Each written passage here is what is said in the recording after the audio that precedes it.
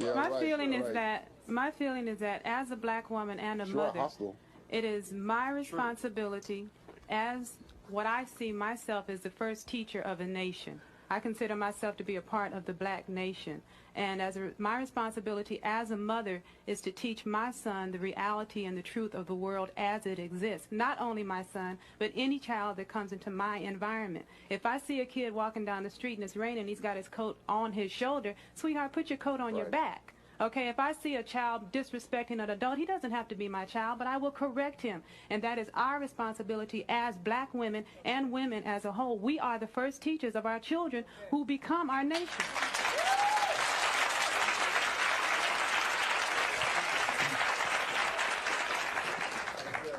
Joey, there are white men in the audience and there are black men in the audience, and we haven't heard anything from the white men.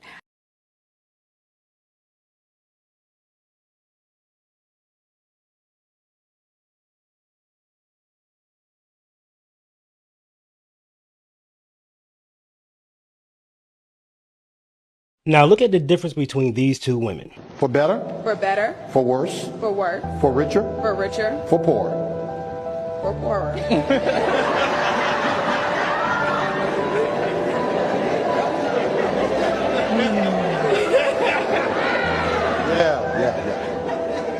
We hit that snag about 20 times in counseling.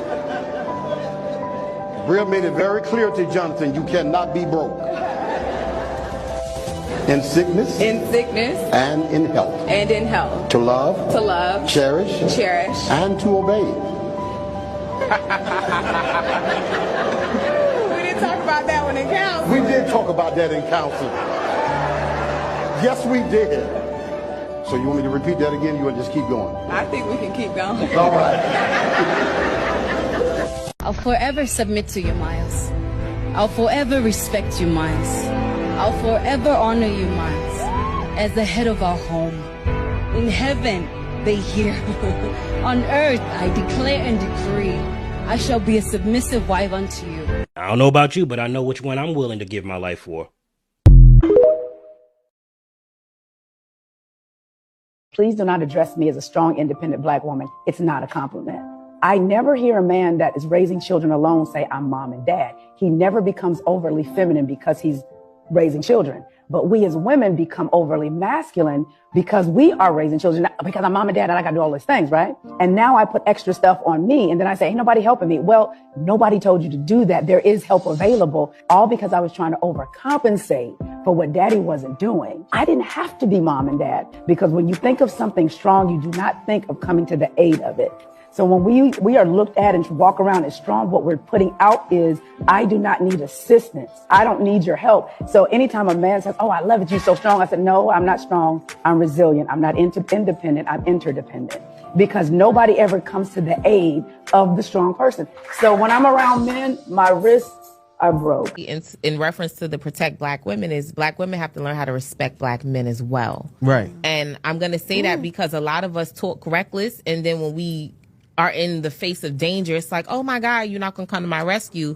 When sis, you was just telling me ain't no good, deadbeat, my mama ain't, she shouldn't have had me, should have swallowed I look me. like this, my daddy should have put her on my put me on my mama's forehead. So I'm not gonna say black women shouldn't be protected, but this has to go both ways. And I'm not gonna say black women always disrespect black men. However, we are in a state of emergency in the black community that we're not even understanding at this point. To where black women feel unprotected and black men feel like they don't have. I'm telling you, society is backwards. They want men to be women and they want women to be men. They want women to be dominant. They want them to lead. They want them to protect. They want them to provide. And they want the men to be feminine, and they want them to be submissive, and they want the men to be weak, essentially. That is why the family unit is falling apart, because the roles are being reversed. They're no longer stepping into their natural desires as a man and a woman, the way God created it to be, and even not even involving anything biblical. Just scientifically, biologically, our natural desires. We're rejecting them, and we're doing the opposite now. And we're lost. Society has become lost. They no longer understand their purpose as a man and a woman, because they're being told by feminists and all these other people, you know, out there in society as a whole that want to destroy the family and the family unit by making people confused about what their roles are, confused about who they even are as a person. I gotta always learn how to talk to the king in you. I don't care how mad I get. And I learned that in therapy, that for me to manifest the man that I wanted in my life, I had to learn how to always speak to him like the man I wanted in my life, even when I'm mad at him. Teach that shit. You know what I'm saying? And I had to learn how to speak to the man that I wanted in my life all the time. I needed to speak to him as that man. Even when we get upset with each other, there are rules. You don't hit below the belt. A lot of things and a lot of growing that I've done, but we've all got to get to that place.